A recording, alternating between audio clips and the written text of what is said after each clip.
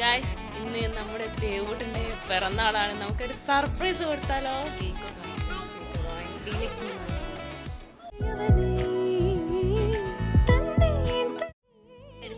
അപ്പൊ അങ്ങനെ എല്ലാം സെറ്റായി. ഇനി വരുന്ന നോക്കി നിൽക്കാം. ഓക്കെ,